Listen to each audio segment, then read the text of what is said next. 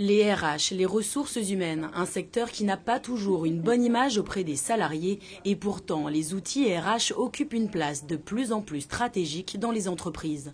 Il y a quelques années, la direction des ressources humaines gérait principalement les recrutements et l'administration du personnel, mais aujourd'hui elle représente un des facteurs de performance de la société. Autrefois, c'est vrai que la fonction RH consistait à mettre en application le dispositif statutaire. De nos jours, on se dirige de plus en plus vers une personnalisation des pratiques RH, tenant compte des spécificités de chaque cible. Pour comprendre concrètement comment les outils RH se sont adaptés, nous sommes allés voir ce qu'il en était dans des entreprises yvelinoises. Nous nous rendons maintenant chez Assystem. Cette entreprise internationale est spécialisée dans l'ingénierie et dans le conseil en innovation. Elle emploie 6500 personnes en France, dont 1500 ici à Saint-Quentin en Yvelines. Et vous allez le voir, au niveau des ressources humaines, elle a une approche assez originale. Nous retrouvons Christelle Jacques, responsable du recrutement et de la diversité. Vous allez recruter 1500 personnes? Oui, tout à fait. 1500 personnes, 70% donc en CDI au niveau national. 30% de ces places seront en général destinées aux juniors, donc entre 0 et 3 ans d'expérience.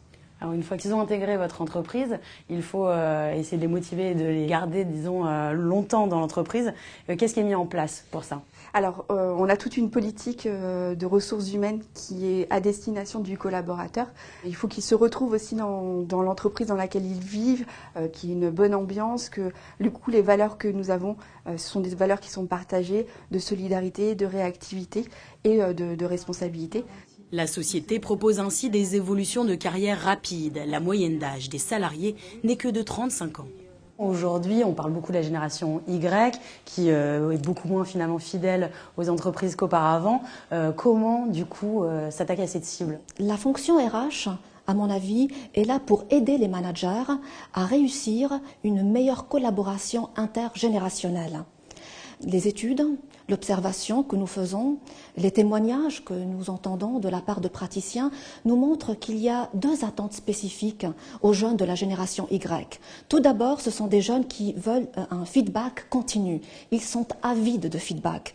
Un jeune de la génération Y n'attendra pas l'entretien individuel, semestriel ou annuel pour attendre une appréciation de son travail. Et ce point est étroitement lié à ce besoin d'apprentissage et d'acquisition de nouvelles connaissances.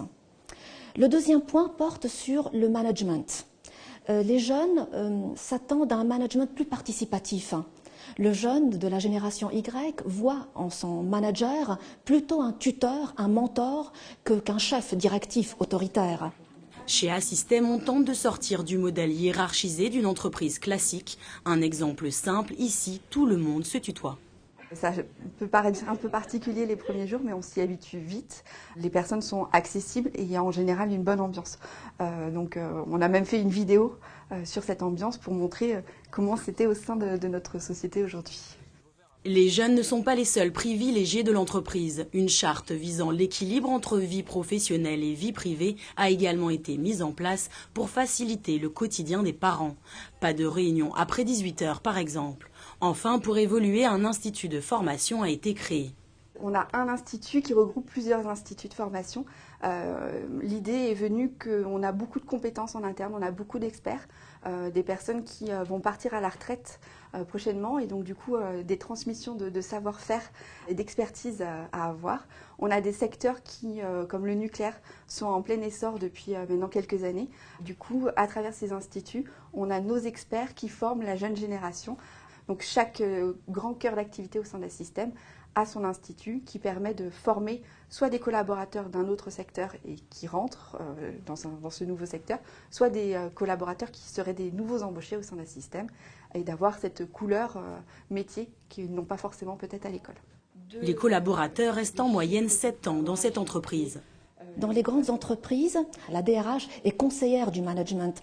C'est un partenaire d'affaires qui est là pour aider les managers à gérer leur personnel, leurs collaborateurs.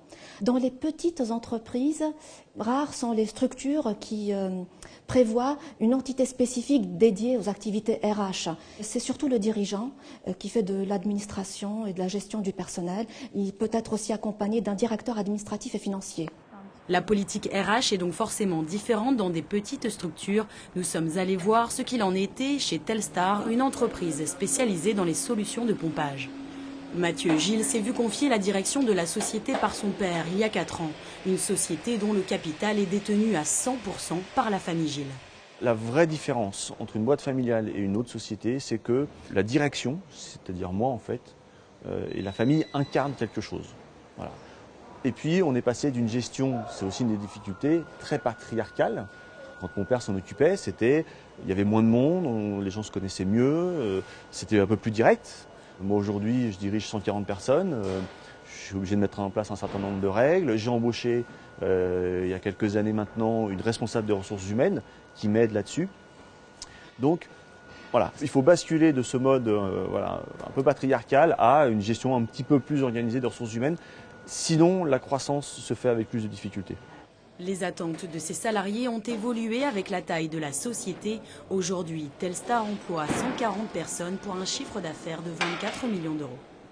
Quels outils vous avez mis en place pour attirer tout d'abord ces salariés? Alors, proposer à nos salariés une mutuelle, leur proposer des tickets restaurants, leur proposer un certain nombre d'avantages, de 13e mois, de participation, qui sont, on va dire aujourd'hui, un peu le standard dans une boîte de notre taille, et en même temps pouvoir les accompagner de façon très individuelle tout au long de leur carrière, via des entretiens annuels, via des contacts réguliers, et je dirais avec leur manager, mais aussi avec la direction, aussi avec leur patron. J'ai la prétention de connaître l'ensemble de mes employés, de savoir ce qu'ils font, de leur dire bonjour quasiment tous les matins. Donc c'est vraiment le mix entre les deux, et c'est ce qui fait que les gens, au final, aiment bien rester chez nous, pour ceux qui restent. On a, comme toutes les sociétés, un turnover, je dirais, un peu obligatoire. On a des gens qui viennent de gros groupes et qui nous disent oh, mais c'est génial de travailler chez vous parce qu'il y a moins de reporting, parce qu'il y a moins de pression, parce qu'il y a moins de hiérarchie, parce que quand on a un problème, on a accès directement à la personne qui est responsable. Et d'un autre côté, on a des gens qui nous disent moi ça ne me convient pas, j'ai besoin d'être dans une structure un peu plus grosse, beaucoup plus encadrée.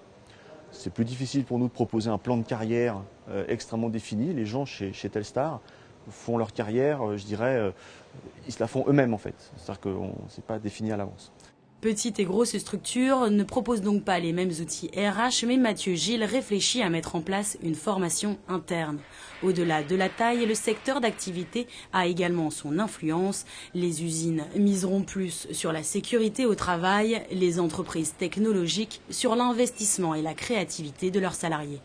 Aujourd'hui, la gestion des ressources humaines a donc pris une place majeure, un véritable atout compétitif qu'il faut adapter au secteur d'activité, à la taille de l'entreprise ou de l'établissement public et de plus en plus au profil de chaque salarié.